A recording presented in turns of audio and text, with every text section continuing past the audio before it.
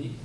Pada sore ini kita akan mengulas erotika dalam Alkitab dengan pembicara Dr. Satyami Nilakawa. Beliau adalah dosen di Sekolah Tinggi Teologi di Jakarta. Terima kasih Anda sekalian mau datang. Semoga yang membuat Anda mau datang ya pasti karena salihara, tapi juga karena mungkin mau tahu apakah betul di dalam Alkitab ada tema erotika, dan sudah diputuskan oleh salihara bahwa ada erotika dalam Alkitab. Mari saya mulai untuk sama-sama dengan Anda semua. Saya di halaman 1. Bayangkan ketika Anda sedang mencium kekasih Anda, pernah mencium kekasih Anda, saya minta Anda mengingat itu. Dan saya mau membaca ini dengan memori tersebut di benak Anda masing-masing. Kiranya ia mencium aku dengan kecupan, karena cintamu lebih nikmat daripada anggur. Harum bau minyakmu bagaikan minyak yang tercurah namamu, oleh sebab itu gadis-gadis cinta kepadamu.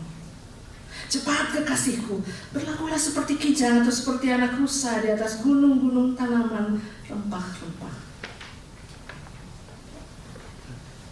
Bayangkan, sebuah puisi erotis ada dalam Alkitab.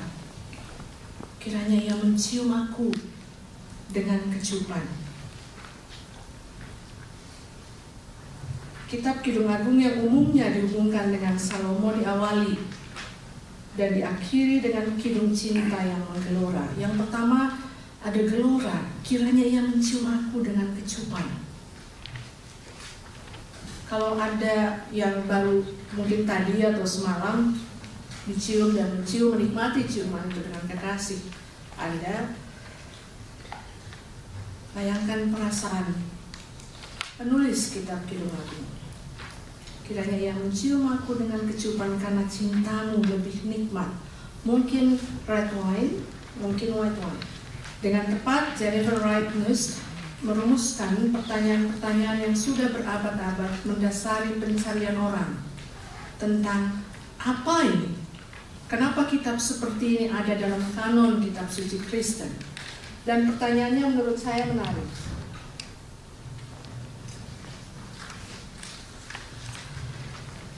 Can a book be sexy, be biblical?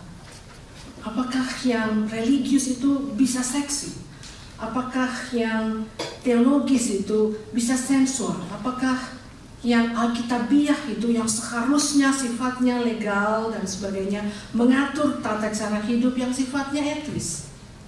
Bisakah sesuatu yang sering kita gunakan lalu kita sebut alkitabiah, di dalamnya ada unsur yang ilahi, juga bisa seksi pada saat yang sama? Ini pertanyaan berabad-abad. Lalu penulis ini pakar perjanjian baru dari sekolah di Boston University di mana saya studi, merumuskan sedemikian rupa, lalu mengajukan pertanyaan ini dan menjadi sangat teologis. Can sexy be biblical? Can being sexy or being sexual being theological? Dalam pembahasan ini fungsi saya sebenarnya di dalam pembahasan ini mau mengatakan dan memperlihatkan setidaknya kalau kita membaca Alkitab yang seperti ini, yang sederhana dan ditulis dalam bahasa Indonesia, ada juga diterjemahkan dalam bahasa-bahasa lokal di Indonesia, biasa sebenarnya. Tetapi yang mau saya perlihatkan adalah apa implikasi ketika kita membaca buku ini, ketika kita membaca teks yang merupakan refleksi dari komunitas beriman di dalam abad-abad yang panjang yang memisahkan kita sekarang, maka kita mesti memahami bahwa orang yang bercakap dengan buku ini sudah melampaui berbagai lapisan sejarah dan konteks, sehingga fungsi saya adalah memperlihatkan dulu bagaimana sebuah kitab dalam Alkitab ternyata sudah dipahami, sudah didengar, sudah diceritakan ulang, bahkan diajak berdialog dan menghasilkan ribuan macam hasil interpretasi. Saya tidak mungkin memperlihatkan ribuan interpretasi itu. fungsi saya sekarang adalah memperlihatkan sekurang-kurangnya 3 lapis yang cukup dominan. Lalu saya mengimbuhkan satu sumber yang masih agak jarang digunakan, termasuk di Indonesia, yaitu menggunakan gaya tafsir Yahudi. 3 model itu literal, lalu alegoris, dan juga mistikal. Dan itu saya perlihatkan semua. Lalu ada beberapa pertanyaan yang saya susun di dalam, tetapi saya mau kembali ke bagian pertama tadi. Ini argumentasi mendasar saya sebenarnya dalam paper tersebut. Ini sedikit saya perbaiki pengalimatannya daripada di paper, tidak mengubah isi argumentasi itu, bahwa Kidung Agung adalah sebuah imajinasi puitis, yaitu poetic imagination, komunitas beriman yang mencerminkan baik relasi antar manusia maupun relasi antar yang manusiawi atau yang manusia dengan yang ilahi. Jadi saya menyasar dimensi puitis, imajinasi puitis dari kitab Kidung Agung tersebut. Dan Kidung Agung sebenarnya mengizinkan kita untuk berkelana secara liar di dalam imajinasi kita. Tidak akan ada yang menghukum kita. Dan Kidung Agung sebenarnya sebagai bagian dari kanon kitab suci Kristen memperlihatkan kemungkinan itu, memperlihatkan ruang untuk menyatakan imajinasi kita sebagai bagian dari sesuatu yang di dalam dan melaluinya sebenarnya perjumpaan kita dengan yang ilahi sedang terjadi. Lalu bagaimana menyikapi pengungkapan cinta yang tak terpermanai ini sebagai sebuah bagian dari teks suci sebuah agama? Bagaimana mungkin sebuah penggambaran cinta melalui keindahan tubuh perempuan, di atas foto-foto cuma tubuh perempuan, dan tubuh laki-laki diizinkan dalam sebuah teks keagamaan? Lalu mungkinkah agama bisa berwajah erotis, sensual, dan tak terkungkung oleh apa yang seharusnya, yang justru dimungkinkan oleh salah satu sumber utamanya, yaitu kitab suci? Lalu apakah yang erotis compatible dengan yang biblical, dengan yang religius? Saya mau ajak kita semua sekarang, jangan dulu pikir tentang lembaga perkawinan. Percayalah yang bicara ini pendeta. Kenapa? Karena Kidung Agung. Kan kita bicara tentang Kidung Agung. Dan saya melatih mahasiswa-mahasiswa saya, kalau membaca teks, setialah pada teks itu dulu. Jangan ambil konsep kita sekarang lalu tempatkan pada teks itu, jangan. Yang mau kita lakukan sekarang, dan saya mengajak kita adalah bacalah dulu Kidung Agung dan jangan dulu pikirkan tentang perkawinan. That's fine. Tapi jangan juga langsung berpikir tentang seks bebas. Kidung Agung tidak bicara kedua-duanya, dan dia tidak menggunakan moral code seperti itu di dalam membahasakan puisinya yang bersifat erotis, yang sungguh sangat dalam, yang tidak memungkinkan kita untuk menggalinya. Kalau kita datang dengan dua hal yang sifatnya sangat paradoksal itu, kawin legalistik atau seks bebas, segala sesuatunya tak bisa lagi diceritakan ulang karena segala sesuatu yang begitu bebas, kelindahan itu tak bisa lagi bahkan dirumuskan dalam sebuah foto keindahan atau bahkan lukisan. Walaupun umumnya dalam praktik bergereja, termasuk di Indonesia, itu tadi, yang puitis mesti diinstitusikan, yang imajinatif mesti dilegalkan. Dan ketika berpindah sesuatu yang imajinatif itu, sesuatu yang sifatnya puitis itu dikurung dalam institusi, kita kehilangan gelora pada ayat kedua dari pasal 1 Kidung Agung. Ini salah satu buku dari Rightness, Unprotected Text. Jadi bukan unprotected sex. Jadi sebenarnya teks-teks suci itu seperti disobek sampulnya. Dan sampulnya itu sangat ilustratif, sangat metaforis. Sampul itu bisa saja yang membungkus teks teks-teks itu selama ini adalah tradisi beragama, yaitu komunitas beriman. Bisa saja gereja, bisa saja institusi-institusi religius yang memang tidak tahu dan karenanya tidak mau mengizinkan dirinya untuk menyikapi bagaimana yang puitis ini, bagaimana imajinasi yang puitis ini mesti dikelola. Bahkan ada seorang tokoh gereja, saya tadi dalam perjalanan ke sini berusaha mengingat, saya lupa nama tokoh gereja itu, yang mengatakan abad-abad pertengahan. Dia mengatakan begini, kalau orang yang belum cukup usia, kan kalau foto di atas 18 tahun ke atas kan ya Pak Guntur ya, kalau kita bayangkan yang belum 18 tahun ke atas pada saat itu tidak boleh membaca kitab Kidung Agung, tidak diizinkan.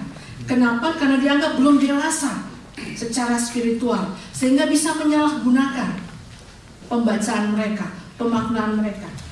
Pada halaman 3, The Song of Songs, perhaps more than any other biblical book, refuses to be limited by common notions of family values. Menurut Right News,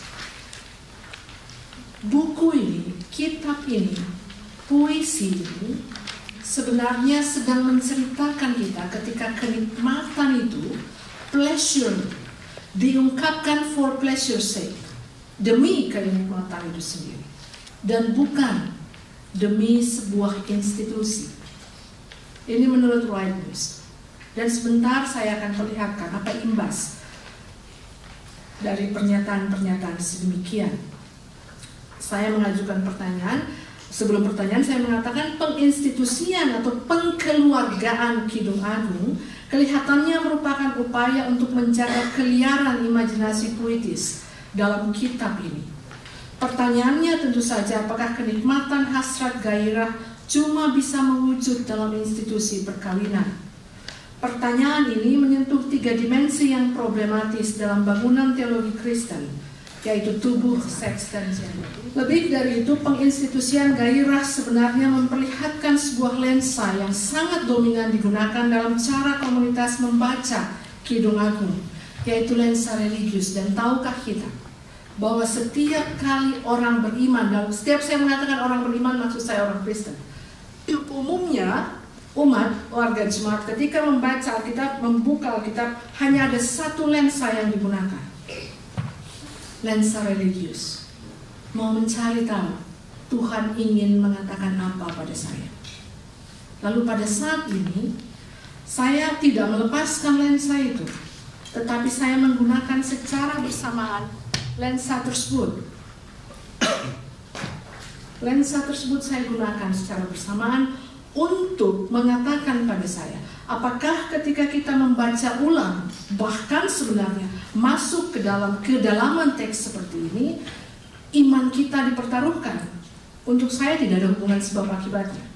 Justru saya dimungkinkan untuk membaca ini karena persoalan iman itu adalah bagian dari percakapan yang mesti terus terjadi. Lalu, penegasan dari Right News yang mengatakan bahwa the frank eroticism dari puisi ini yang sangat jujur, erotisisme yang sangat jujur dari puisi ini, dan sangat jarang ditemukan bentuk erotisisme itu dalam bagian-bagian lain kitab suci Kristen, sebenarnya sedang mengatakan bahwa titian-titian moral tentang seks di dalam Alkitab tidak selalu dihubungkan dengan lembaga perkawinan. Dan karena itu, si pengarang mengatakan harus ditegaskan bahwa Alkitab bukan a sexual guidebook.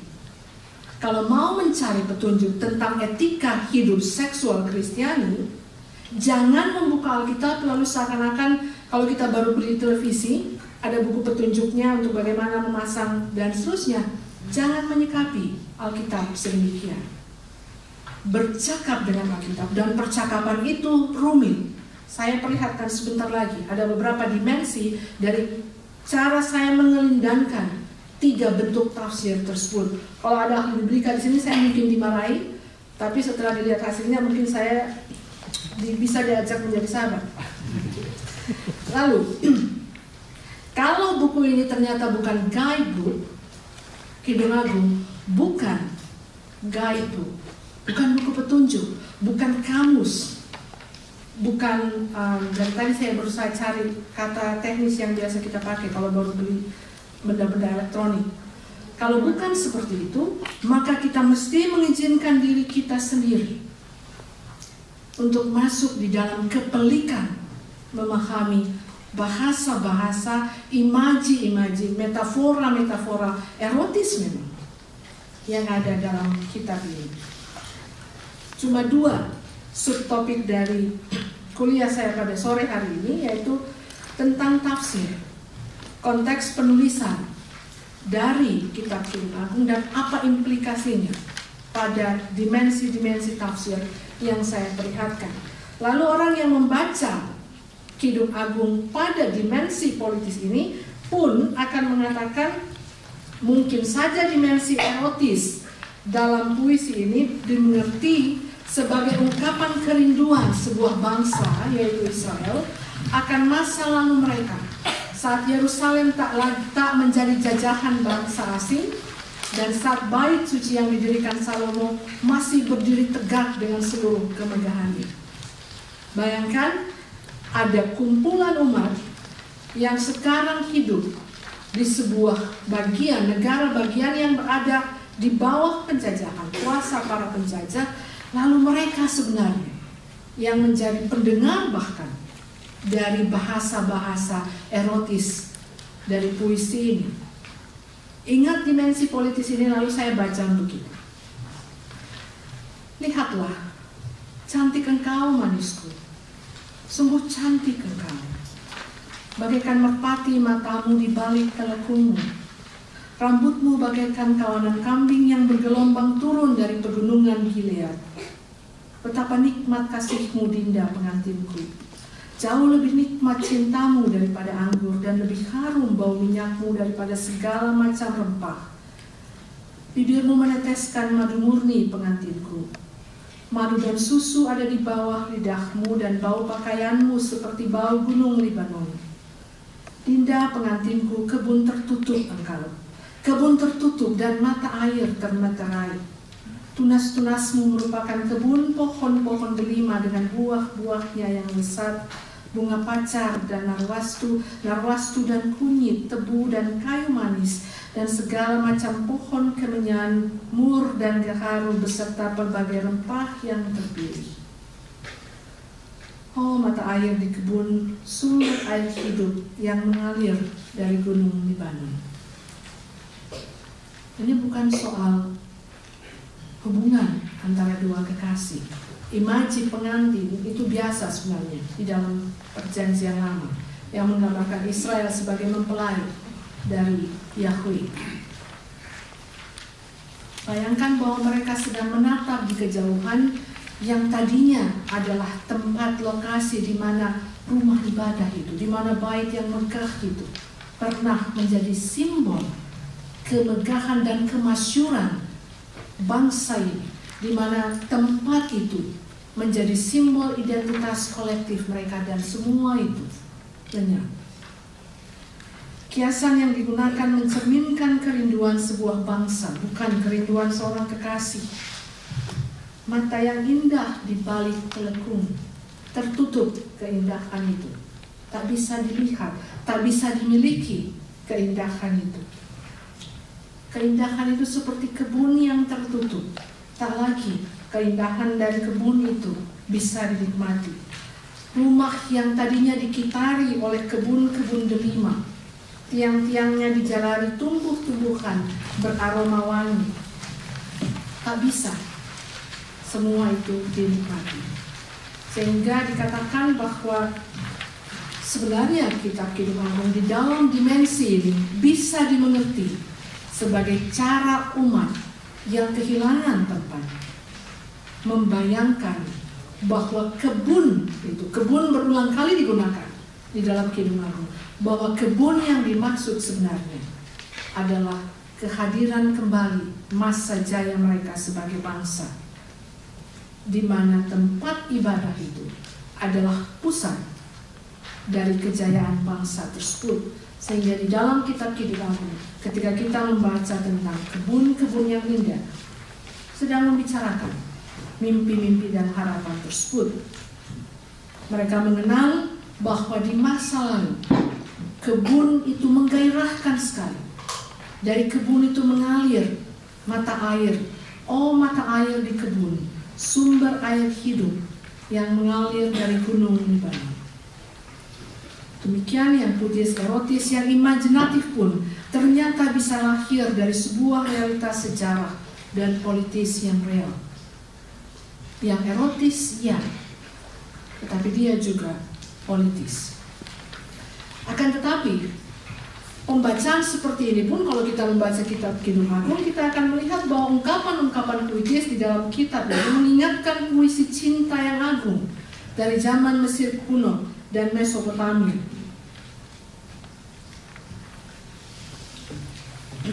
Di mana ungkapan seperti madu murni pengantinku dan penyatuan seksual yang kelihatannya bisa saja ditafsirkan secara literal. Seperti bunga bakung di antara duri-duri, demikianlah manisku di antara gadis-gadis.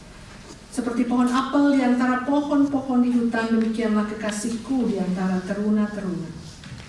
Tapi kita diajak berimajinasi bahwa si bunga bakung ingin duduk di bawah naungan pohon apel. Buahnya manis bagi langit-langitku. Tangan kiri, si pohon itu sekarang jadi punya tangan. Tangan kirinya ada di bawah kepalaku. Bagaimana bunga bakung punya kepala? Tangan kanannya memeluk aku. Apa yang sedang saya perlihatkan sekarang? Betapa sulitnya menerjemahkan puisi yang penuh dengan kiasan, yang ditulis lain dari konteks hidup kita, yang membayangkan bunga bakung pun sulit di antara kita. Lalu kita mau mencoba mengkonstruksi bunga bakung dan pohon apel, tidak bisa. Dan ternyata penyair tidak sedang bercerita tentang bunga bakung dan pohon apel. Ingat dimensi seksualnya. Ada yang bisa berimajinasi bersama dengan penulis kitab Kidung Agung berkaitan dengan sexual union? Jadi saya mengambil kemungkinan-kemungkinan itu menurut penafsir Rightness, ya, dalam bahasa Ibrani sebenarnya lebih seksi kata-kata ini, lebih kelihatan sebenarnya apa yang hendak dikatakan Kidung Agung, dan dia sedang menceritakan sebuah aktivitas seksual. Tapi apakah hal itu bisa muncul di dalam Alkitab? Kan itu selalu pertanyaannya. Ya, saya mau ngomong apa? Ya memang ada di situ. Saya kan bukan penulisnya. Tugas saya adalah menyampaikan dimensi-dimensi tafsir tersebut. Dan apa imbasnya? Ketika dimensi tafsir seperti itu dibuka, ingat gambar buku tadi? Dibuka. Kan saya diundang ke sini bukan mau mengatakan apa yang ingin orang dengar, tetapi harusnya fungsi saya menyampaikan apa yang mesti orang dengar berdasarkan ilmu, berdasarkan studi saya, sehingga orang harusnya bisa dibukakan khasanahnya tentang bahwa bahasa metaforis Kidung Agung tidak mengharuskan pembaca untuk membayangkan particular sex acts and positions. Di dalam kitab Kidung Agung, interpretasi tentang hal-hal yang seksual itu, explicitly seksual itu, memang dimungkinkan, walaupun tidak jelas. Memang dimungkinkan, but not obvious. Tetapi kalau memang kita mau mencari itu, bisa saja dia muncul. Jadi tadi kan sebenarnya saya sedang memperlihatkan itu. Kalau memang saya mau mencari mana dari bahasa-bahasa dari 8 pasal kitab Kidung Agung ini yang secara eksplisit seksual, saya bisa saja menemukannya. Kenapa? Karena itu intensi saya. Dan apakah intensi itu dimungkinkan? Ya, karena sifat dari Kidung Agung yang puitis, yang metaforis sehingga dia sebenarnya terbuka untuk ditafsirkan oleh siapapun dengan cara apapun. Dan fungsi sebenarnya dari komunitas agama selama ini, khususnya gereja, adalah menjaga proses tafsir itu. Kenapa? Karena yang dipertaruhkan adalah pertumbuhan iman. Jadi saya sedang memperlihatkan betapa kompleksnya model-model tafsir ini untuk kehidupan itu sendiri. Sebagai sebuah puisi, Kidung Agung mengundang para pembaca atau penafsir untuk bercakap dengannya. Imaji-imaji seksual, sensualitas, pola dan bahasa yang menyiratkan hubungan seksual memang digunakan. Tetapi kalau kita baca mulai pasal 1 sampai pasal 8, setiap bait dengan teliti, bahkan hanya dalam teks bahasa Indonesia, kita akan melihat luar biasa penyair ini. Dia kayak menggelitik kita, hasil kita kayak diutak-atik begitu, tapi kita tidak pernah dibiarkan sampai pada klimaks. Dia tidak memberikan klimaks itu pada kita. Digoyang apa segala macam, lalu, oh ya ini gimana? Nafas kita mulai menggelora, bayangkan kan dicium dengan mulutnya dan seterusnya, French kiss atau apa kayak itu. Tapi tidak dibukakan kepada kita. Apakah ada klimaks dari ciuman itu?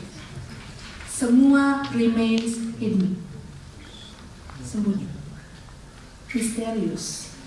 Dan di sana sebenarnya yang menyebabkan berabad-abad komunitas Kristen maupun Yahudi mencari tahu kenapa kitab ini tidak membukakan semuanya kepada kita. Kenapa semuanya ditulis kayak di balik jalur-jalur tumbuh-tumbuhan, kebun dan seterusnya. Lalu ada di balik telekung dan sebagainya. Tidak pernah sampai ke klimaks. Dan bukankah kitab ini menurut saya akan selalu relevan karena tidak diberikan kepada kita apa yang selalu kita mau, sesuatu yang selesai, guidebook, petunjuk jelas. Komunitas agama harus memberi kepastian. Tapi buku ini mengajak kita bercakap, cari tahu apa ujung dari perjalanan hasrati kita itu. Bukan tanggung jawab Kidung Agung untuk menyelesaikan pertanyaan itu. Yang harus menyelesaikan pertanyaan tersebut, yang harus memutuskan klimaks seperti apa dari puisi ini adalah kita. Kalau kita baca Kidung Agung tersebut, masakan perempuan itu tidak ada di foto tadi itu gambar dari Kidung Agung. Gambar lengkung pinggangmu bagaikan perhiasan. Perhiasan seperti apa? Kalau seperti ini, lengkung pinggang seperti apa ini? Perutmu timbunan gandum. Banyak ya juga. Berpagar bunga, jadi ada gandum berpagar bunga-bunga bakung. Tadi ada kaos apa tuh rencana saya gendut atau apa? Seperti dua anak rusa seperti dua anak rusa buah dadamu. Terus lari seperti anak kembar tiga. Luar biasa, tidak masuk akal kan? Ini kalau Khairul Anwar dan para penyair kita bingung kenapa kita menggambarkan seperti ini. Lehermu bagaikan menara Gading, astaga panjangnya. Matamu bagaikan telaga di Heshbon. Ngeri sekali makhluk ini. Pintu gerbang Batrabil. Siapa bilang ini erotis? Mengerikan luar biasa. Hidungmu seperti menara di gunung Libanon yang menghadap ke kota Damsyik. Apalagi sekarang Syria lagi perang. Kepalamu seperti bukit Karmel, rambut kepalamu merah lembayung. Bayangkan horor ini saudara. Seorang raja tertawan dalam kepang-kepangnya. Dan dikatakan betapa cantik. Betapa jelita engkau, hai tercinta di antara segala yang disenangi. Siapa yang bisa mengatakan ini salah? Tidak ada. Ini imajinasi puitis yang sangat real karena ada konteks sejarah. Ada hal-hal yang real secara simbolis menjadi penanda bagi penulis. Kata-katamu manis bagaikan anggur. Kepunyaan kekasihku aku, kepadaku gairahnya tertuju. Mari kekasihku, kita pergi ke padang Di sanalah aku akan memberikan cintaku kepadamu. Siapa yang bisa membayangkan apa yang terjadi? Klimaksnya ditutup. Di sanalah aku akan memberikan cintaku kepadamu. How? Kalau film Hollywood diperagakan secara sangat eksplisit how. Kidung Agung sama sekali tidak. Dia hanya menyeratkan, di sanalah aku akan memberikan cintaku kepadamu.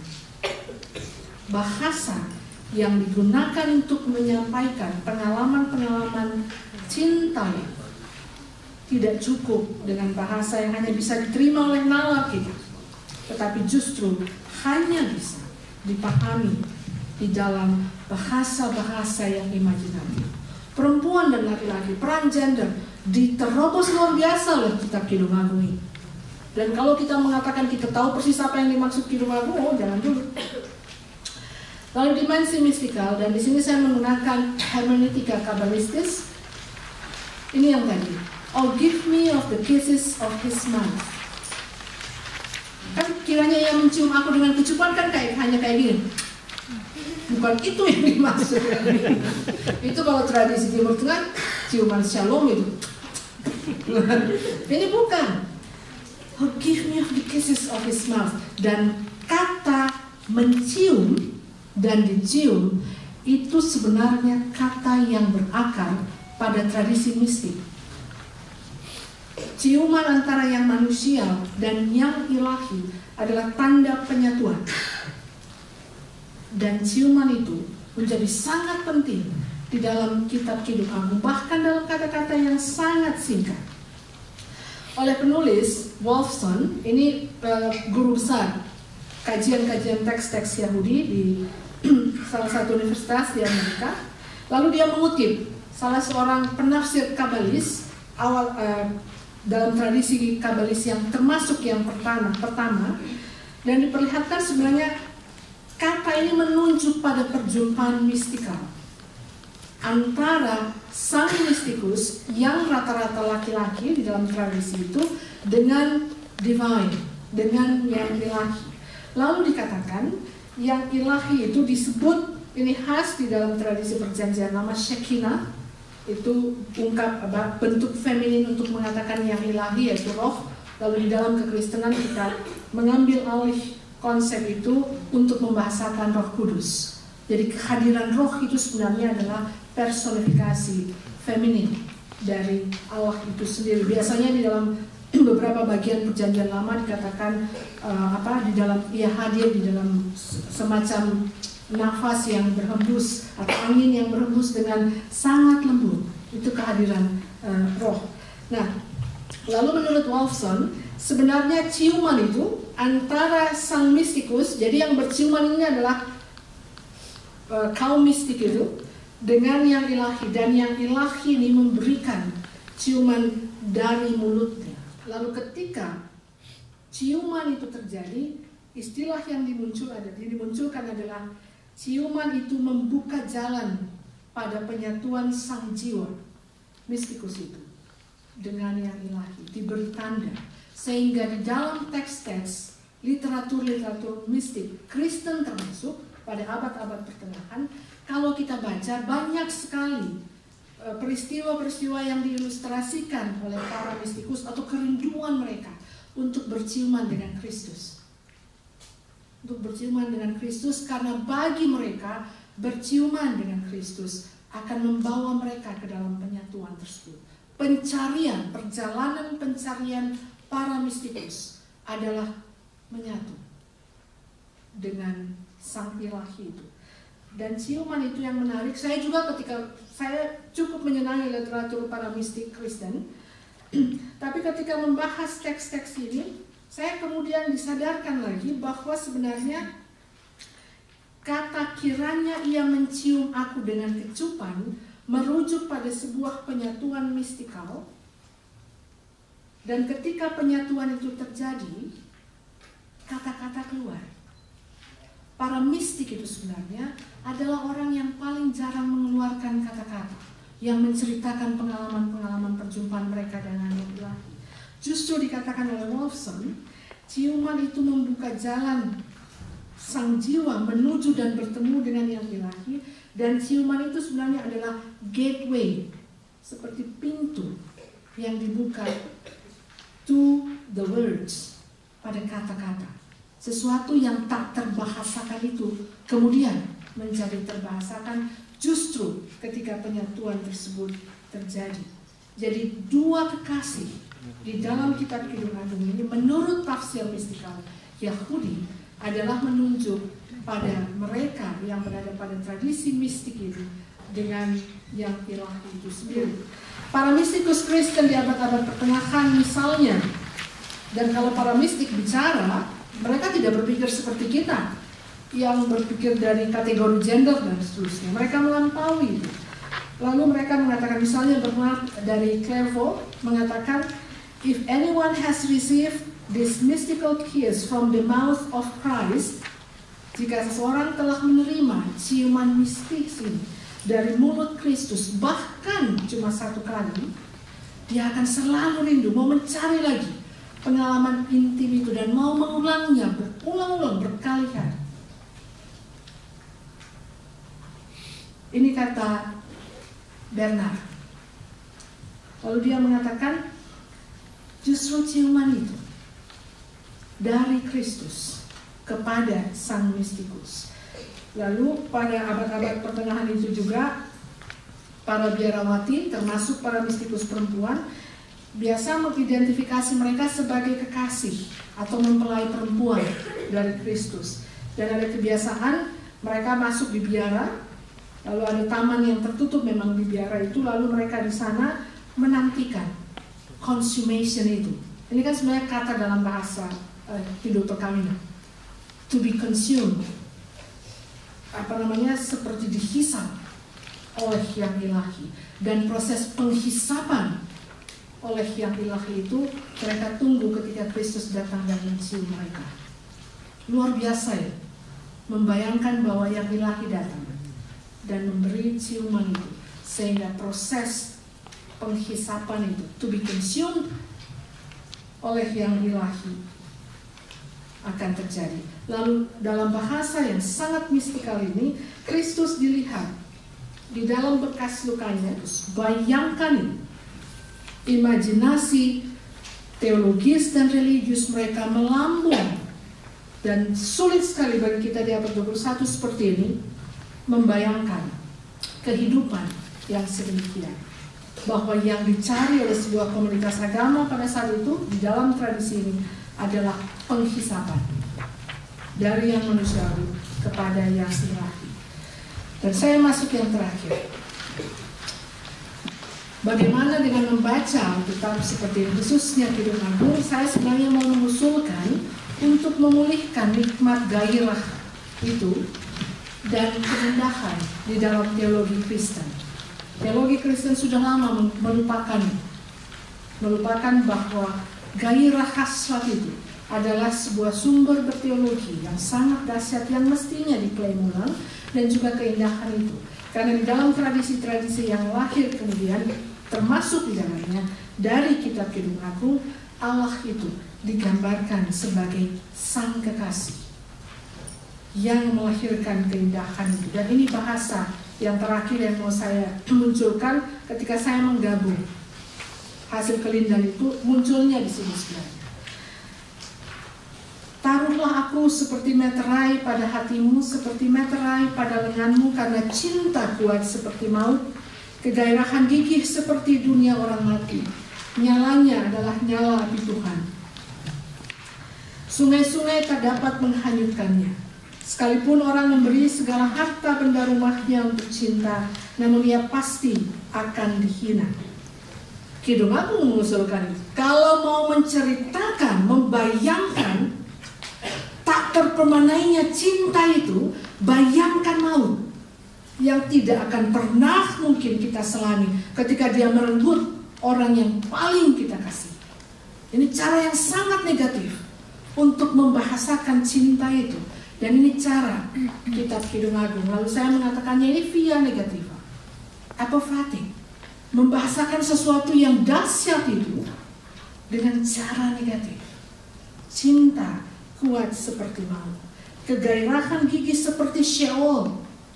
Di dalam Sheol itu, dalam tradisi perjanjian lama tidak ada apa-apa selain kematian, kegelapan, dan luar biasa kelam. Tetapi dia membayangkan Eros itu seperti Sheol. Nyalanya dari dalam Sheol itu, dunia orang mati itu, Eros muncul seperti nyala api Tuhan. Air yang banyak tak dapat memadamkan cinta yang adalah nyala api Tuhan itu. Kidung Agung membahasakan cinta secara via negativa, tetapi dia tidak berhenti di situ. Ia menggunakan via positiva, kata Fatih, untuk mengatakan sesuatu yang memang tak mungkin terbahasakan. Kita sudah menggunakan berbagai dimensi, toh ujungnya saya katakan membahasakan apa yang hanya bisa dirasakan, tak mungkin tanpa meminjam penanda dari realitas yang tak terselam. Penyair Kidung Agung bukan hanya menggunakan simbolisme yang ataforik, tetapi juga kata-kata. Nyala seperti nyala api Tuhan, air yang banyak tak dapat memadamkan cinta. Misteri itu hanya mungkin ia ceritakan secara apofatis, katafatis, dan karena itu jangan cari petunjuk hidup seksual dari kitab Kidung Agung. Jangan cuma mencari posisi hubungan-hubungan seksual di dalam kitab Kidung Agung, kalau karenanya Anda melupakan bahwa kidung ini sedang bercakap dengan kita tentang sesuatu yang tak terbahasakan, melampaui kemanusiaan kita. Karena di dalam itu semua sebenarnya dia sedang mengatakan satu: perjumpaan kita, penghisapan kita kepada yang ilahi dan kehadiran yang ilahi di dalam kemanusiaan kita hanya bisa secara apofatis, katafatis, hanya bisa via negativa pada saat yang bersamaan via positif. Saya cuma mau mengutip dari Wendy Farley. Dia seorang yang berteologi, teolog feminis dari tradisi mistikus Kristen, dan dia hendak dia menolong saya untuk mengakhiri tulisannya, bahwa yang saya lihat dari kitab Kidung Agung sebenarnya menolong untuk merefleksikan. Di kitab ini tidak menyebut sama sekali Kristus, tetapi menolong saya untuk melihat bahwa dia yang mati itu di kayu salib adalah juga refleksi dari divine eros itu. Ini yang bagian terakhir, saya tutup paper ini. Kita tahu kalau kita Google ini ternyata banyak sekali. Ini yang saya foto di St. Patrick, di Katedral St. Patrick. Lalu di situ diperlihatkan imaji Pietaisnya dari piti, kasihan, mercy, ketika Kristus dengan tubuhnya yang terluka. Lalu ada di beberapa ilustrasi gambar yang lain diperlihatkan dia sedang dipangku oleh Maria, ibunya. Di dalam tradisi mistikus Kristen, yang disebut Eros itu sebenarnya adalah Kristus, the divine Eros. Lalu ditunjuk, saya mengutip beberapa kalimat di sini dan saya mau membacanya untuk kita.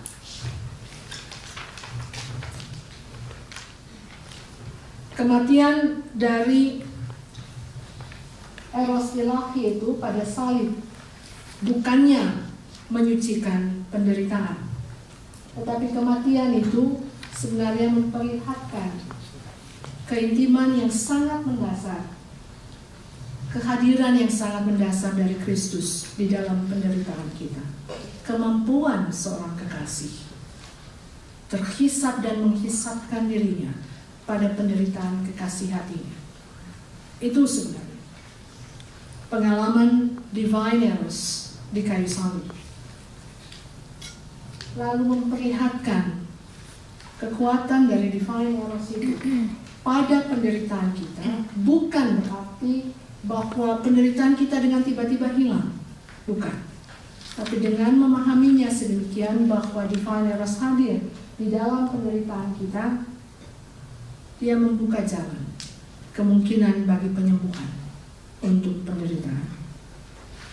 Dan kalau Kidung Agung menyembunyikan misteri dari perjumpaan itu, bagi saya justru di dalam kutipan ini, misteri itu mestinya sedang kita jalani bersama di dalam setiap kemungkinan untuk membawa pemulihan di dalam hubungan-hubungan yang terluka, ketika gairah, ketika kemanusiaan kita dibelenggu, lalu kita menjadi tidak jujur pada kemanusiaan kita, pada tubuh kita yang sebenarnya adalah bukti dari gairah Allah, hasrat Allah, cinta Allah, kerinduan Allah untuk datang dan berjumpa dengan kita.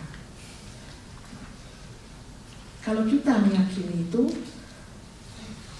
maka jawaban kita semoga bersama dengan saya terhadap pertanyaan right news, can a book be sexy, be biblical? Ya, karena membacanya telah menghantar dan menegaskan kembali tentang perlunya membahasakan Tuhan yang mestinya dalam bahasa Ibrani tidak boleh, karena itu semuanya konsonan, dalam pengalaman-pengalaman real kemanusiaan kita tentang cinta dan keindahan. Bukankah Allah itu juga seksi? Sehingga seorang pendeta diizinkan untuk seksi. Itu namanya pede. Terima kasih.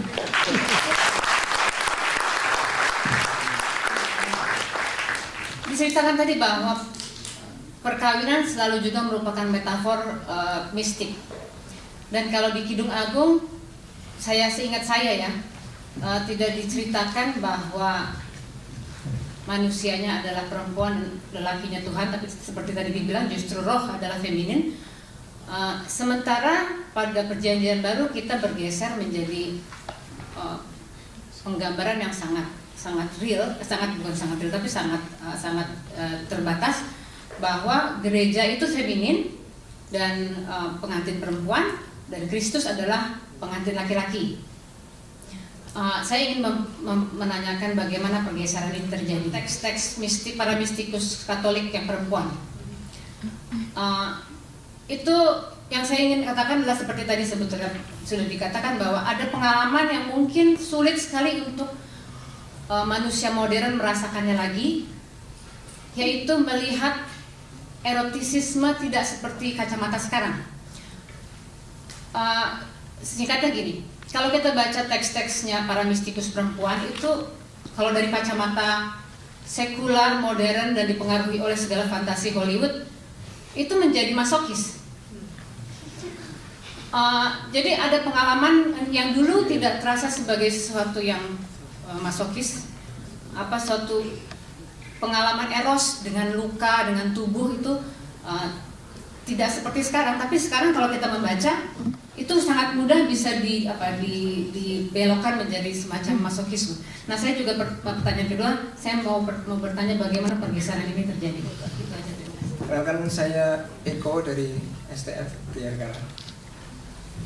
Ada beberapa poin. Yang pertama mengenai perkembangan penafsiran di gereja reformasi, gereja Protestan, yang selama ini berkembang di gereja Protestan, di gereja reformasi, itu penafsiran dari aspek mana, dari pendekatan mana? Tadi saya lihat ada 3 pendekatan kurang lebih. Mistik, yang kedua itu politis, dan yang ketiga erotis. Yang lebih berkembang yang bagian mana? Lantas pertanyaan saya, bagaimana kemudian gereja Protestan menanggapi tafsir yang erotis ini? Beberapa interpreter, beberapa penafsir itu mengatakan bahwa Kidung Agung ini, ya seperti yang sudah diungkapkan tadi, memang berisi mengenai puisi cinta, puisi erotis, relasi antara lelaki dan perempuan, relasi antara calon mempelai, laki-laki dan perempuan. atau juga ada penafsiran mengenai ini tuh naskah drama sebetulnya, naskah drama tentang Salomo, dan salah satu selirnya dikatakan Sulamite dalam salah satu penafsiran ya. Karena Salomo kan selirnya ribuan ya, karena saking bijaknya sehingga ini ingin menggambarkan salah satu relasi Salomo dengan selirnya itu. Dari kisah tokoh gereja itu sebenarnya hendak diperlihatkan efek puisi erotis ini luar biasa, dan efek itu tidak bisa didefinisikan, karena kalau kita membiarkan diri kita bercakap dengan teks, ini sebenarnya yang saya usulkan, kita masuk ke dalam ruang teks ini, apapun bisa terjadi. Dan Alkitab sebenarnya mengizinkan itu. Bahkan ada seorang teolog Asia, Kim Yong Bok, yang mengatakan, dia dari Korea, yang mengatakan Alkitab itu book of the people. Jadi sebenarnya ini sangat Protestan. Ini sebelum reformasi sangat tidak dimungkinkan, bahkan sesudah reformasi teman-teman dari gereja Roma Katolik tetap tidak dimungkinkan, yang bukan imam, yang bukan penjaga dari ajaran itu, yang bukan magister, yang bukan perumus dari magisterium itu. Tapi betapa ketika pintu ini terbuka untuk umat, seperti Mbak Ayu misalnya, bayangkan orang membaca Alkitab terangsang juga. Kalau di dalam aturan main yang namanya ruang-ruang ibadah, itu sama sekali tidak dimungkinkan. Tetapi kalau kita baca kitab-kitab lain perjanjian lama, apa yang dialami seorang anak SD yang membaca Kidung Agung pertama kali, lalu tidak terganggu dengan imaji-imaji yang kelihatannya horor seperti itu, justru geloranya dibangkitkan, sangat mungkin terjadi. Dan fungsi gereja, sebenarnya saya ke Mas Eko sekarang, adalah selama ini mau menjaga justru supaya hal itu terjadi. Pasca abad-abad pertengahan, untuk menekan yang liar. Yang liar sebelumnya itu kan dibakar hidup-hidup. Para mistikus yang ruang wacana mereka tidak menemukan tempat pada bangunan teologi gereja, pada magisterium gereja. Dan karena mereka liar, bahasa mereka dianggap liar, imajinasi mereka tentang Allah liar, bahkan mereka terangsang ketika menceritakan tentang Kristus yang mencium bibir mereka dan menyalurkan nafas itu, luar biasa menakutkan. Jadi bukan cuma dahsyat, dari tadi saya akan katakan dahsyat, tapi menakutkan. Dan ketika institusi agama tidak memiliki bahasa, dalam hal ini ajaran, dalam hal ini dogma, untuk menerjemahkan pengalaman-pengalaman yang di luar garis ini, cara membaca Kidung Agung pun kemudian diatur, diinstitusikan. Itu tadi, Kidung Agung yang tidak bicara sebenarnya tentang rumah tangga, dibuat untuk dibaca dalam kerangka rumah tangga. Alkitab bahasa Indonesia selalu ada dibuat judulnya. Teks asli kan tidak punya judul. Lalu di judulnya itu, kalau yang tadi saya kan cuma bilang dari kekasih laki-laki. Kalau yang di dalam terjemahan bahasa Indonesia itu mempelai perempuan, mempelai laki-laki dan seterusnya, sehingga memang harus ada institusinya. Dan bukankah ini hal yang biasa kita lakukan? Kalau kita tidak punya instrumen, kalau kita tidak punya alat, kita tidak punya cara untuk menolong kita mengerti realitas yang berbeda, sang liang itu kita ambil lalu kita kurung. Menakutkan memang bahwa kita selalu mau buru-buru membaca Kidung Agung di dalam kerangka rumah tangga. Dan saya sebenarnya dengan bebas membaca itu di luar kerangka tersebut, karena pengalaman saya sebagai perempuan yang tidak menikah dimungkinkan membaca Kidung Agung melampaui imajinasi-imajinasi yang selama ini terinstitusikan. Fungsi gereja memang adalah mengatur bagaimana kehidupan umat dan seterusnya. Dan lembaga pernikahan adalah cara institusi gereja, cara institusi agama untuk mengkolaborasikan apa yang ada di dalam Alkitab seperti Kidung Agung di dalam tradisi tertulis maupun lisan untuk mengatur dan lahirlah etika seksual dari kehidupan gereja-gereja. Itu salah satu tafsir atas Injil Matius.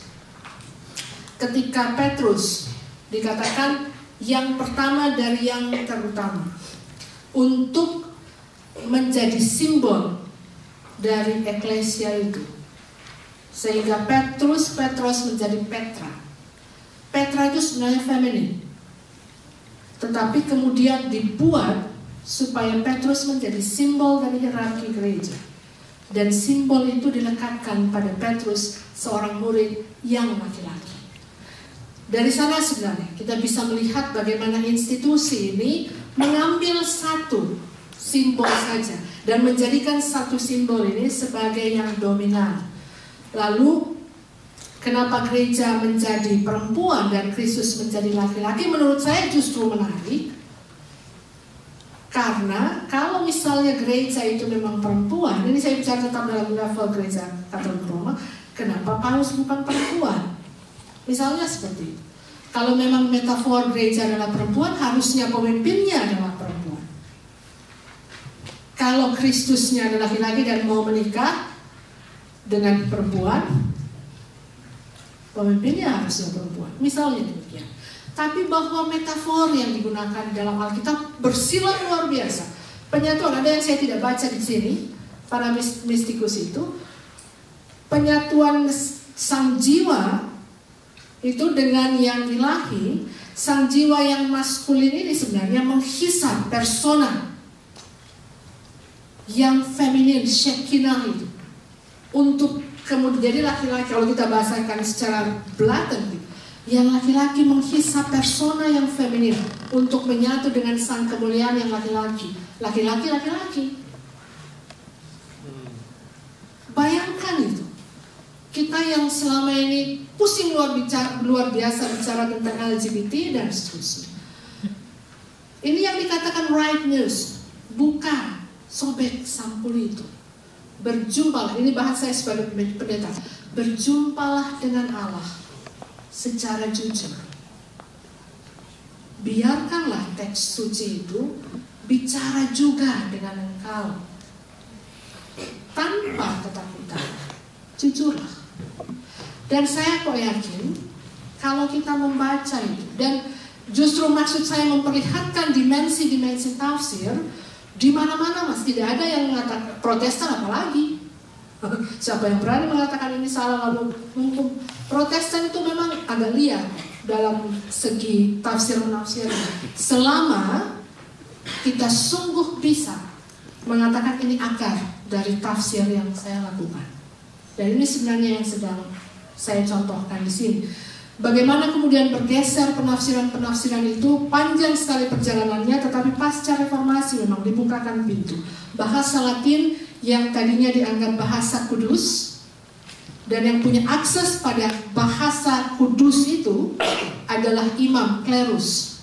Lalu Martin Luther sebenarnya menerobos itu. Dia tidak pernah memikirkan bahwa dia mau menjadi Protestan sebenarnya, tapi dia mau menerobos itu karena dia memahami bahwa sola scriptura itu salah satu prinsip dari sebenarnya 4. Ini rekan saya yang baru kami berdiskusi.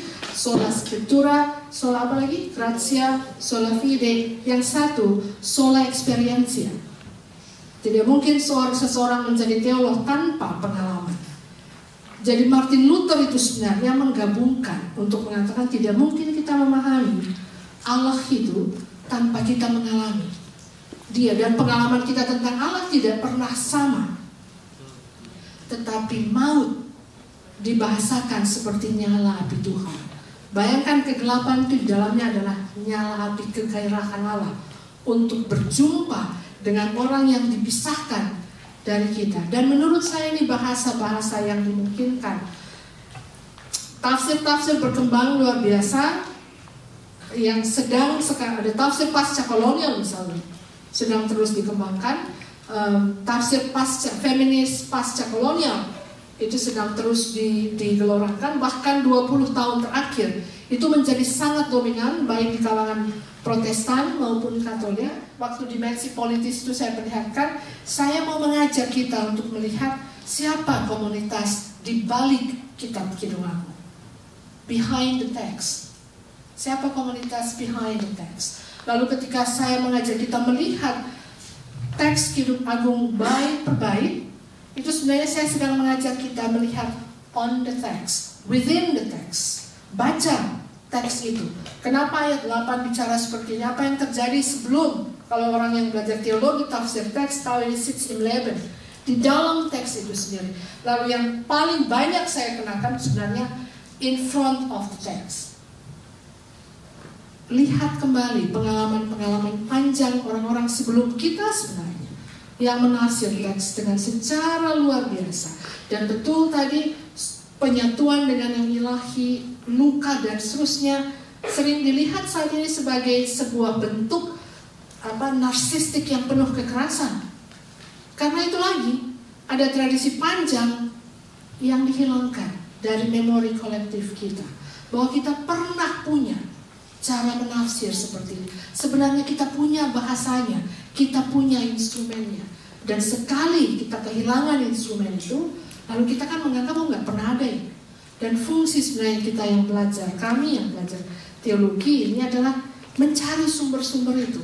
Dan salah satu kajian saya memang dari segi sejarah untuk melihat bahwa di dalam sejarah tafsir teks hal-hal seperti ini sudah pernah terjadi. Percayalah apa yang saya lakukan, tidak ada yang baru. Tidak ada yang baru. Kenapa? Karena kita ini manusia. Dan kita sebenarnya punya sesuatu yang selalu membuat kita terkondisikan untuk saling terhubung satu sama lain. Dan di dalam komunitas agama yang memungkinkan keterhubungan itu adalah pengalaman-pengalaman real kita. Bright News mengatakan dua pilihannya. Apakah Anda mau membaca Kidung Agung secara literal, secara seksual, atau secara spiritual? Terserah Anda. Saya mau imbuhkan, apapun yang kita pilih, pembacaan kita itu sebenarnya adalah cara kita berjumpa dengan Dia yang oleh penulis kitab Kidung Agung berharap dengan penuh kerinduan. Oh, give me the kiss from your mouth. Saya mengubah kata gantinya. Oh, give me the kiss from your mouth. Silakan menafsirkannya secara seksual, secara spiritual, dan kenapa tidak mengkelindangkan keduanya, sehingga kita tidak memisahkan lagi yang spiritual dan yang real, karena kedua-duanya ada di dalam kita. Dimensi-dimensi itu ada di dalam kita. Terima kasih, nama saya Toyo. Saya mendengarkan ceramah dari Ibu. Dari cerita itu saya jadi teringat bukunya Mas Guntur tentang buku Rabi'ah buku yang ditulis oleh Mas Guntur tentang seorang sufi yang mencintai Tuhan gitu ya. Bersetubuh menyatu, dan seperti juga minggu lalu tentang Serat Centini ya, tentang seksualitas antara erotik antara seks dan mistik gitu, dan hampir mirip sebenarnya apa yang disampaikan oleh Ibu dalam Kidung Agung ini tentang makna seks dan mistik menyatu dalam satu kesatuan diri manusia. Tapi justru saya agak jadi curiga dengan lembaga gereja gitu ya. Mungkin bukan cuma gereja, agama dalam konteks makna teks-teks yang seperti yang di bukunya Mas Guntur tentang Serat Centini dan Kidung Agung ini. Justru menurut saya ini peran politiknya gereja luar biasa mengerikan. Justru menurut aku gereja yang sangat ketakutan, yang tidak beralasan menurut saya memahami tentang erotisme di dalam diri manusia gitu, memaknai misalnya dalam konteks Kidung Agung. Itulah ada Tuhan ada di situ, dan saya sedang mengembangkan makna kasih dan seks menyatu dalam mistik itu. Tapi tadi Ibu bilang gereja mengontrol keliaran itu. Justru menurut saya di sini buruknya lembaga keagamaan dalam konteks ini gereja gitu ya, yang begitu takutnya gitu terhadap terhadap umat, sehingga seperti umat tidak bisa mengontrol diri yang dimaksud dengan keliaran itu. Karena kan keliaran gereja saya pikir berbeda dong dengan keliaran saya sebagai individu gitu ya. Saya mau nanya, apakah sebenarnya ini peran Victorian gitu ya, atau sangat moralis gitu di dalam institusi gereja masuk memahami Kidung Agung ini? Itu aja. Mungkin saya tidak khusus kepada Kristen saja, mungkin Ibu bisa sampaikan dalam konteks institusi agama gitu. Saya G dan saya membaca Kidung Agung ini, justru saya sedang mengatakan, meyakini bahwa cinta yang Anda dalam diri saya justru sedang memaknai cinta Tuhan itu gitu, yang lepas dari jenis kelamin itu. Mungkin Ibu bisa sampaikan soal politik gereja. Terima kasih, nama saya Feli, Bu. Sederhana saja. Tadi Ibu menjelaskan tentang dimensi. Jadi saya menganggapnya bahwa ketika saya mengekspresikan cinta saya, nafsu saya kepada Tuhan, itu artinya saya mengekspresikan tubuh saya pribadi. Nah, saya tidak tahu apa yang salah dengan agama yang dipelopori oleh Abraham ini sehingga merepresi tubuh, gitu. Jadi tubuh ini dihinakan sampai harus, saya nggak tahu, mungkin terjadi pemberontakan. Jadi kebetulan agak nyambung Mas. Jadi dulu begitu dipuja tubuh ini, tapi terus direpresi, terus sekarang nggak tahu kok diungkit-ungkit lagi bebasnya. Terima kasih, itu aja, Bu. Teologi Kristen, dan kalau saya mengatakan teologi Kristen akan lebih besar tentu pembahasan ini pada Protestan, karena saya memang studinya tentang itu. Dan kalau kemudian saya sedikit bicara tentang Gereja Roma Katolik, yakinlah bahwa saya bukan pakar tentang itu. Saya hanya akan melihatnya dari luar, tetapi ada bagian dari sejarah tafsir itu yang memang tidak mungkin lepaskan dari institusi gereja ini. Tubuh, seks, dan mistik itu tema yang menakutkan memang. Pada perjalanan panjang gereja, bukan hanya sebelum reformasi Protestan pada 1517, tapi sampai pada abad 21. Jadi tadi kalau pertanyaan Mas Feli mengatakan, apa yang terjadi dengan agama-agama Abrahamik ini sehingga membenci tubuh sebenarnya? Sedemikian rupa. Saya juga bingung, Mas. Dan ini kalau saya mengatakan bingung itu real. Saya berada di dalam institusi tersebut. Dan tarikannya memang luar biasa kuat. Tarikan yang kuat itu antara apa yang harus, itu kan tugas agama sebenarnya, mengatakan apa yang harus. Dan kalau kita mulai dengan apa yang harus, di situ sebenarnya kita berhenti bernafas. Karena bukankah Tuhan yang memberi kita nafas itu tidak memberi kita nafas karena Dia merasa harus memberi kita nafas. Kalau di kutipan terakhir saya katakan, itu adalah sebuah yearns, kerinduan luar biasa untuk datang menggapai, bahkan menyentuh tubuh manusia itu. Dan teologi dasar dari kekristenan adalah inkarnasi. Word becomes flesh. Logos, firman itu menjadi tubuh. Dan ketika kita membenci tubuh, sebenarnya kita membenci Dia yang memberi kita nafas. Itu sebenarnya. Dan ini perjalanan panjang gereja, bahkan sampai pada persoalan identitas yang sangat hakiki dari seseorang, gay, lesbian, dan seterusnya. Tak terbahasakan itu, sama seperti para mistikus oleh gereja, institusi itu, bahasa mereka tak bisa dimengerti. Dan karena tidak bisa dimengerti, dianggap asing. Dan sesuatu yang asing dianggap musuh.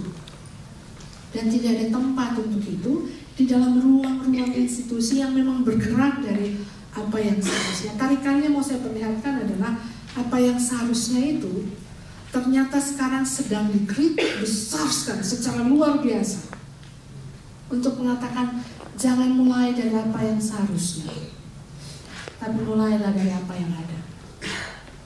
Mulai dari apa yang ada. Mulai dari narasi-narasi. Mulai dari tubuh Anda dan tubuh saya. Ini sebenarnya interpretasi yang dikembangkan oleh teologi feminis untuk mengatakan kalau di dalam kekristenan iman Kristen itu berakar pada pengakuan percaya bahwa Allah menjadi manusia, maka sebenarnya kesempatan terbesar sedang diberikan pada gereja untuk menjadi pengubah, untuk menjadi transformator, untuk sesuatu yang sekarang sedang dikungkung sedemikian rupa. Untuk saya pribadi, seks, mistik, dan tubuh adalah salah satu pekerjaan rumah besar gereja-gereja, termasuk institusi agama lainnya di abad 21. Cukup lama saya di Amerika, lalu persoalan homoseksualitas dan seterusnya itu menjadi persoalan besar, apalagi ketika menjadi bagian dari wacana publik. Kita tahu perbedaan antara politik dan agama di sana. Tapi toh ketika hal ini menjadi isu, masuklah agama di ruang publik. Masuklah agama pada kebijakan-kebijakan politik pemerintah. Dan kalau kita belajar sejarah, menurut saya abad 21 akan menyakitkan karena tidak mau menemukan bahasa yang sebenarnya sudah ada seperti dalam Kidung-Agung, bahwa Allah tak terbatasi oleh gender. Shekinah, intradivinitas Allah yang feminin maskulin yang melintasi keduanya terjadi, dan pemahaman Kristen tentang Trinitas sebenarnya memberikan ruang untuk itu. Suara-suara seperti saya adalah suara pikiran, dan suara-suara pikiran itu kadang-kadang mesti diposisikan seperti suara-suara survivors. Artinya begini, suara-suara survivors yang pernah tahu dan bagaimana melintasi hidup yang dianggap tidak punya makna, yang pernah melintasi hidup di mana perjumpaan dengan yang ilahi dianggap tidak ada. Dan kalau dianggap tidak ada, berarti tidak punya bahasa. Padahal kita yang belajar literatur mistik pada abad-abad pertengahan, para mistikus itu sebenarnya menjalani hidup spiritualitas mereka yang tidak semata heteroseksual, yang tidak semata homoseksual, dan dijalani hidup itu tetapi dengan bahasa yang sunyi. Bukan karena ketakutan, tetapi karena di dalam bahasa yang sunyi itu, dan menurut saya adalah suara-suara penyintas itu, survivors itu, adalah suara-suara yang menangis di dalam keheningan. Banyak institusi agama, termasuk gereja, termasuk saya sebenarnya, sulit melatih bahwa kami mestinya, saya menjawab Dorothy Sayers, bahwa kami mestinya mau dan mampu mendengar the silent cry, bahkan the silent bodies. Bukan cuma silent, tapi silenced, tubuh yang dibungkam. Dan karena sekarang di dalam liturgi gereja adalah hari-hari masa-masa pergumulan, masa-masa sengsara Kristus, sebenarnya kita yang ada dalam liturgi itu sampai nanti minggu terakhir sebelum Minggu Paskah, ini adalah hari di mana kita menjalani itu. Ketika kita memberi ruang pada tubuh kita, seperti apapun tubuh itu dicintai Allah. Karena Allah memilih, bukan karena dia harus. Dia memilih dengan sukacita Karena God longing, yearns for God's creation. Dan cara mewujudkan kerinduan itu, ini bahasa pemasmur, kerinduan itu dengan Allah menjadi manusia. Dan kalau ada yang tadi kutipan terakhir, Kristus sebagai divine eros, itu cinta yang luar biasa. Allah yang dengan hasratnya mencintai ciptaannya dan memilih menjadi manusia. Immanuel, Allah beserta dengan kita. Dan ini bahasa gereja. Gereja punya ini. Kenapa agama-agama Abrahami benci tubuh? Apakah ada di antara kita yang tahu bagaimana mendefinisikan ketika seorang Ayu Tami Terangsang membaca kitab Firman-Nya, ketika seorang gay mengatakan mencintai Tuhan melebihi pengalaman heteroseksual, ketika seorang penari hanya bisa menarikan cintanya pada Tuhan, ketika seorang penyanyi hanya bisa menyanyikan cintanya pada Tuhan. Terlalu partikular pengalaman-pengalaman ini. Dan agama selalu mau membuat definisi yang universal. Padahal Allah menjadi manusia partikular. Kita lupa bahwa kita bagian dari partikularitas itu. Dan kenapa tidak mulai dari sana? Saya mau tanya, apakah di dalam Kristen ini ada tradisi seperti kalau di dalam Muslim mungkin ada kelompoknya Rumi itu yang wedding dance gitu. Oh, ada ya. Tradisi mistikus gitu, yang merasa dari situ dia ritual itu merupakan penyatuannya gitu. Kalau saya merasa bahwa tafsir-tafsir itu seperti kita memakai pedang di kepala, meletakkannya secara horizontal. Tapi kalau dipraktekkan itu seperti mengarah ke dalam, sehingga terasa gitu. Itu aja saya. Mungkin pertanyaan ini terlalu praktis, mungkin menurut KTB dan juga menurut kawan-kawan semua yang hadir. Tapi pertanyaan praktis ini mewakili apa yang menjadi pergumulan saya dan juga pergumulan pendeta jemaat secara umum, dan saya yakin itu juga menjadi pergumulan KTB. Bagaimana mendialogkan ini? Karena berbagi saja ya, sebagai pendeta seringkali diperlakukan persis seperti polisi ajaran. Kadang-kadang kesal begitu ya. Saya merasa khawatir lambat laun saya seperti akan juga dimuseumkan ataupun dimatikan hasrat gelora, dan ikut juga jangan-jangan juga jadi seperti institusi formal yang kelewat menyakiti umat, menyakiti tubuh yang adalah ciptaan Tuhan yang mulia. Jadi bagaimana katanya sendiri mendialogkan ini, di satu sisi mengajak umat juga lebih jujur dan tidak harus memposisikan diri sebagai nanti saya akan digembalakan. Lalu tapi di sisi yang lain juga mengajak institusi juga untuk belajar dan bisa bertobat. Terima kasih. Apakah perubahan itu sedang terjadi di komunitas-komunitas agama, dalam hal ini gereja-gereja lokal? Ya, sedang terjadi. Bagaimana bentuknya? Bermacam-macam. Ada melalui diskusi-diskusi terbuka, ada melalui berbagai ekspresi yang sifatnya seni. Di teman-teman dari FIT Jakarta yang hadir tahu bahwa salah satu yang menjadi kecintaan saya adalah liturgical dance.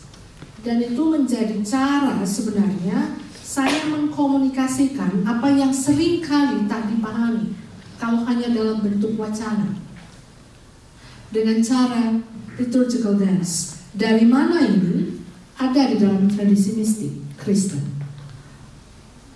Teologinya ada berbasis juga di dalam Alkitab, dan sebenarnya sudah cukup berkembang di beberapa bagian gereja-gereja di Amerika yang sedang kami berusaha kembangkan di STT Jakarta adalah bagaimana liturgical dance itu banyak sekali mahasiswa-mahasiswi di STT ini yang suka menari. Lalu cara saya adalah mari kita menari, tetapi menarilah sebagai cara untuk kita berteologi. Jadi tarian sebagai cara berteologi dan perjumpaan-perjumpaan dengan yang teologi itu yang tak terlaksanakan di ekspresi tubuh itu penting. Dan tubuh yang bergerak, bercerita tentang perjumpaan dengan yang ilahi itu sebenarnya adalah medium yang dahsyat untuk berteologi. Kalau di dalam tradisi Rumi saya pernah lihat itu foto dokumenter dan juga ada film dokumenter tentang tradisi tersebut. Dan saya biasanya kalau menonton itu mempelajari beberapa gerakan, lalu saya ingat ini bisa disatukan. Ini untuk Santi, tapi coba ajak warga jemaat untuk menari sekarang. Waktu saya melakukan penelitian di Halmahera Utara pasca kekerasan antaragama, cara saya untuk menembus pengalaman sebenarnya waktu itu belum siap diceritakan, pengalaman-pengalaman traumatis, saya bersama komunitas perempuan lokal. Bukan langsung menari, hanya duduk bersama dan mengajar mereka bernafas dengan benar. Dan itu menolong luar biasa untuk saya bicara bahwa Roh Kudus sedang bernafas dengan kita. Itu konsep teologi yang terlalu dalam. Tapi hanya dengan melatih mereka untuk bernafas dengan ritme yang teratur. Orang kalau habis menyaksikan kekerasan kan tubuhnya lalu nafasnya seperti itu. Dan kalau nafas kita seperti itu kita tidak bisa sebenarnya merasakan kehadiran Shekinah itu. Lalu saya melatih mereka bernafas dengan baik, dengan teratur, dengan ritme yang sesuai dengan tubuh mereka. Dan bagi mereka itu sebuah cara yang. Dan saya hanya mau menutup untuk mengatakan estetika, imajinasi, apa yang tak cukup dibahasakan oleh kata-kata dan pengalaman hidup kita sebenarnya adalah media yang sedang diperlihatkan kepada kita bahwa Allah itu sedang berada di antara kita. Ada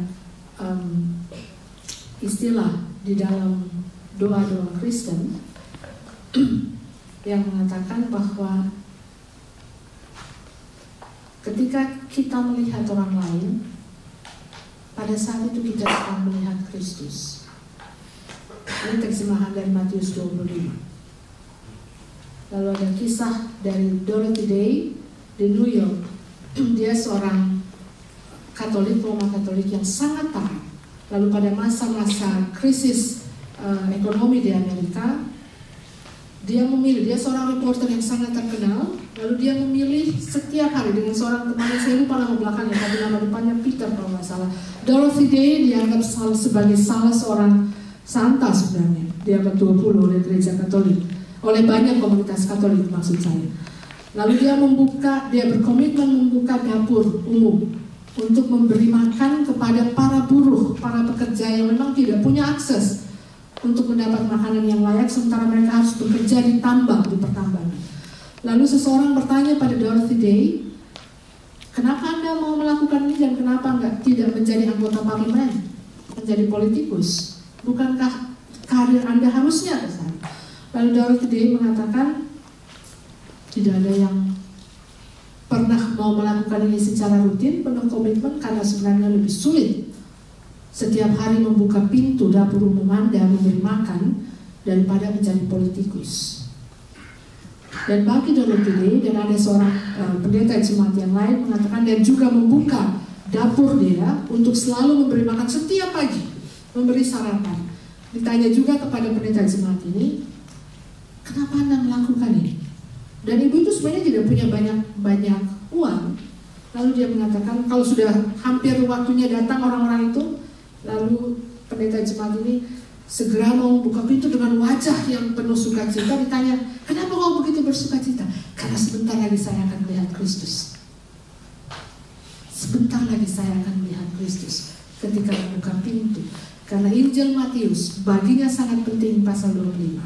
Apa yang kamu lakukan pada salah seorang dari mereka yang tidak punya makan, yang telanjang, sakit, lapar, dan seterusnya, engkau lakukan padamu. Pengalaman kemanusiaan adalah menjadi pengalaman yang ilahi itu sendiri. Haleluya. Amin.